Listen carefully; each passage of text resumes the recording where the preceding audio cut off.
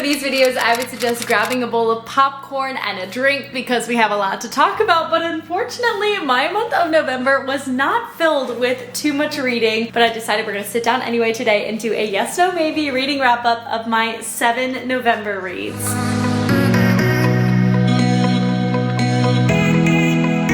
Not just putting it out there, this video has no spoilers, nothing like that, nothing more that you could glean from the back of the book or an Amazon description. I want you guys to go in almost as blind as I went into these books and sort of just let you know what my opinions were on them and whether or not I recommend them. If you guys are new here, hi, I'm Gracie. I do travel, lifestyle, books, all that fun stuff, and you should subscribe down below so that you don't miss another video. And if you don't follow me on my other social medias, I'll leave them here so that you can go check them out too. Do you like my Joe Jonas t-shirt? This is gonna be what I'm wearing in this video today. I absolutely love it. This was the shirt I essentially bought from the concert from the Jonas Brothers and I'm obsessed with it. So Joe's gonna be with us today as we do our November reading wrap up. So without further ado and without any spoilers coming up, let's get into it. First we're gonna be talking about is an audiobook listen that I did not get the physical copy of. This was Lauren Graham's memoir, Have I Told You This Already? And I thought that this was like a cheeky and fun audiobook listen. I love Lauren Graham. I love listening to her voice, and of course how she tells her own stories is so fun. Personally, I loved her first memoir more, but this one still was great because again, like I said, I was in the Gilmore Girls mode, obsessed with her, love her in the show, and just to hear some more fun anecdotes from her past, and the things that she's been through with Hollywood drama and all of that, it was fun to hear. So if you like Lauren Graham, this is a yes from me. If you don't know who that is or if you're not interested, I wouldn't bother reading it because if you don't love her, you wouldn't really understand. And also, if you are going to read this book, I suggest the audiobook because again, like I said, she narrates it and it just makes it so much more fun. I've seen this book hyped up on Book Talk so much, which is Vicious by V.E. Schwab. I absolutely love her book, The Secret Life of Addie LaRue. I read it a couple of years ago and that story still sticks with me to this day. And so I was really excited to pick up another one of her books. This is Vicious. There's also a second book in this series called Vengeful. I was gonna say Villains, but it's called Vengeful. And honestly, I'm not sure if I'm gonna be picking it up or not. Yes, I thought this book was interesting and I wanted to know what was going on. And then at the end I was like, really? That's what I read this whole book for? Like, was I missing a point? Was there something that I didn't understand? Her writing, incredible. The plot line, very confusing and weird. I'm gonna put this as a maybe because I'm just not sure it was that great. And also probably because I went into this book with high standards from Addie LaRue. I think that the magic system and everything that she writes is cool, but the plot of it, I was kind of disappointed by. So take this as you will, but I think we're gonna leave it as a maybe. My latest audiobook listen was Razorblade Tears by S.A. Cosby. I saw one video on TikTok of a man saying that this was the most poignant read he had read all year, and I said, that's it, I gotta listen to it. I don't know what it was. I was just like taken aback by his review and I was like, that was such a stellar review of the book that I have to go listen to it. He didn't really get into any plot points, so truly I did not know what I was getting into listening to this book. And let me tell you, this is just not a genre that I normally read. It was very, very, very violent. Too violent for me to the point where that ruined the wonderful storyline of family underneath it all and accepting the people that you love for how they are. The violence like was just too much for me. I truly was driving in the car. I was on my way to Miami,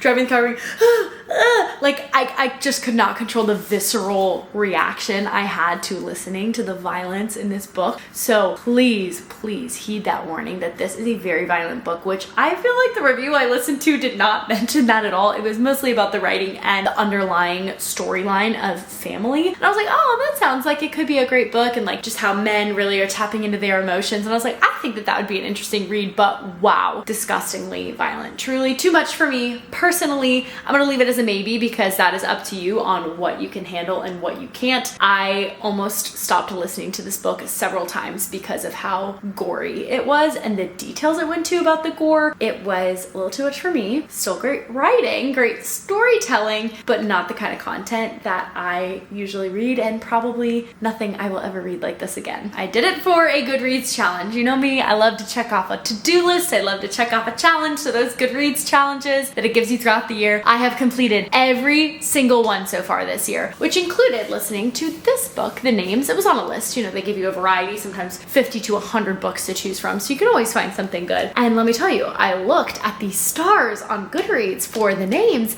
and I thought, wow, I mean, over 4 stars on Goodreads. It's got to be a great book. I was so thoroughly unimpressed with this book. So thoroughly unimpressed. I think also, again, listening to this as an audiobook, very, very confusing. So essentially, it's like 3 different storylines based on what a woman would have named her son. 3 different names and what his life would be like if he was named this, if he was named this, and if he was named this. I won't give away the names.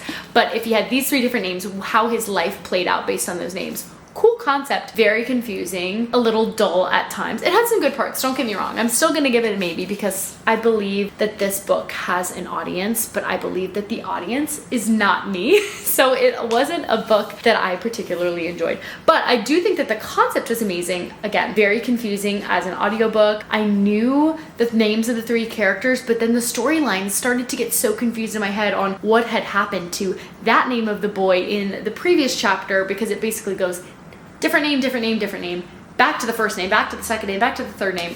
Without trying to give this book away, that's how I can describe it, is that the storylines of what was happening in his life got really confusing as the story went on, and I could not remember what had happened and who was who and which was which in the names. Not really until the very end where they started to get quite different. So I think that this one to me was just a little too confusing. Maybe could have had more pages and more explanation. I'm not really sure what element I was personally missing in this book. All I know is that I was like, wait, what did this character do before in the last chapter? I don't remember which one this one did. This book spans the time, I believe, of 35 years. I don't know if it's gonna say it on there. So it's a lot of time to get confused over. So I'm gonna put it as a maybe. You decide. You read the back and let me know if it's something that you're interested in. But for me, too confusing. So maybe also physically pick this up rather than listen to it. It could maybe enhance the experience. The latest book that I finished this month is Gillian Flynn's Sharp Objects. I've actually never read Gone Girl. I've never read anything by Gillian Flynn, but I saw this book at a thrift store for like $2. I read the back, which I'm actually going to read to you, and I was like, oh, I need to know what happens in this book. So here's what this says. Fresh from a brief stay at a psych hospital, reporter Camille Preaker faces a troubling assignment. She must return to her tiny hometown to cover the 2 murders of 2 preteen girls. For years, Camille has hardly spoken to her neurotic, hypochondriac mother or to the half-sister she barely knows, a beautiful 13-year-old with an eerie grip on the town. Now installed in her old bedroom in her family's Victorian mansion, Camille finds herself identifying with the young victims a bit too strongly. Dogged by her own demons, she must unravel the psychological puzzle of her past if she wants to get to the story and survive this homecoming.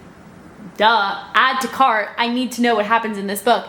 And let me tell you, it delivered. I was thoroughly impressed. It took me a bit to get through this teeny tiny book. Like I said, it's not been a very good reading month for me, but I was determined. And one of my best friends, Rox, as soon as she saw that I had this book, she's like, you're going to love it. It's so good. And it's also a mini series, I believe, on HBO. I could be wrong. I'm gonna look it up because I do want to watch it now that I've read this book. And let me tell you, I knew what was gonna happen and I also didn't. So the ending surprised me, and in a psychological thriller, murder, mystery, etc. book, that always goes up in stars in my head. I'm like, yes, I knew it was gonna happen, and then there was a twist on top of it, so I couldn't fully guess it, and that's always exciting when the writer can really change up the story on you and change what you think is gonna happen in the book. So, like I said, it took me a bit to get through this, and it shouldn't have. This could have been a bingeable, like, sit down on the couch one afternoon and read this book. I personally did not have the time this month to do that, but I was impressed, and so now that I read this, I'm gonna go watch the show, and hopefully the show is just as good, but it's definitely twisted. It's dark and twisted and crazy, but I appreciated the writing so much, especially knowing that this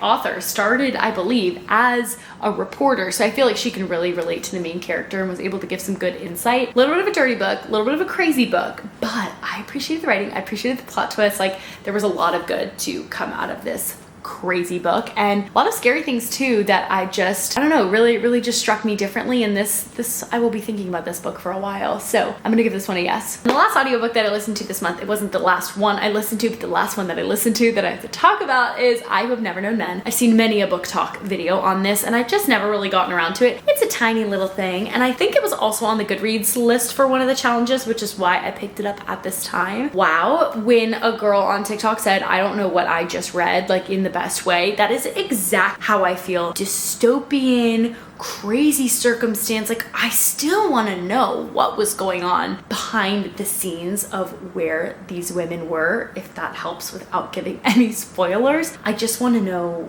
what crazy book. I think that these women are so strong and they don't even know it because they're obviously involved in this circumstance, but I don't know if I could do it truly. I mean, the things that these women have lived through and had to do to survive is honestly incredible. I know it's a work of fiction, but truly for the author to have even thought up this book and all of the minute details is scary and amazing all at the same time. So this was a crazy read. I definitely recommend it. It is different. It's so different from anything that I've ever read, and I just don't really know if I accurately have the right words to describe how this book made me feel. Disgusting, eerie, appreciative of my own life, like just so many different feelings that went through my head as I was listening to this book. So good. Please pick it up if you have just a little bit of time, and I think this book will change your life. And the final book of the month that I'm going to talk about, haha, because I actually got this in my book of the month box in October, is Rebecca Ross's new book, Wild Reverence. Oh my goodness. I could not sit down and commit to this thick book in the month of October, but I knew that I was going to be able to this month, or I knew I wanted to this month, because Rebecca Ross can do no wrong. I love her writing. I will say it took me about 30% of this book to really get into it, and once I was into it, I was into it. There are a lot of names, a lot of places, a lot of dynamics that you are learning at the beginning of the book. This is not one that you can shut off your brain and read, but I promise you, turn on your brain and your brain will thank you, because this is a masterpiece. It was my #1 read of the month, and I figured it would be, honestly, especially as I was getting toward the end of the month. There's just no one who compares to Rebecca Ross's writing, especially a fantasy book. It's just different than most of the other ones. The closest resemblance I would say would be Vicious by V.E. Schwab, but still nothing comes close to the writing that she has. I thoroughly enjoyed this book. The systems, again, once I figured them out, I was just so in it. The main character, oh my gosh, okay, I don't want to spoil it. Just know if you have some time this winter season to pick up a really good thick book. And I'm not sure if this is going to end up being a series. Currently, it's the only one that exists because it did just come out in October. It is amazing, and I honestly hope that there are more. I don't know what else she would write about in this exact world that these characters are in. I heard it's sort of connected to Divine Rivals, and I think I know in what aspect it is, but it wasn't super prominent, so I felt good about that. Sometimes I'm like, when authors are super pushing their other series within a new series, I'm like, oh, please put that away. But this, I thought it was so tastefully done. I mean, I could go on, and I could get into the nitty-gritty details about why I love this book, but I do not want to spoil it. So just know this was such a great fantasy read this month, and I'm so glad I did do a fantasy. Again, sometimes I feel like I have to be really locked in to do these books, and especially this one. I wish I was locked in sooner because it took me a bit to get through this book, but honestly, it made me appreciate it more because I could spend more time with Rebecca Ross and in this wonderful world. So definitely pick this one up. If you're taking any recommendation from me, of course I'd want it to be this one because I think it's the best one, but obviously everybody's got something that they like out of a book, and for me, this just kind of had everything. Well, that's it. A short and sweet little video today for the 7 books I read and listened to in the month of November. I cannot even believe we only have 1 more month left in the year and 1 more reading wrap up for the year, and honestly, that's gonna be posted in the beginning of January, so truly,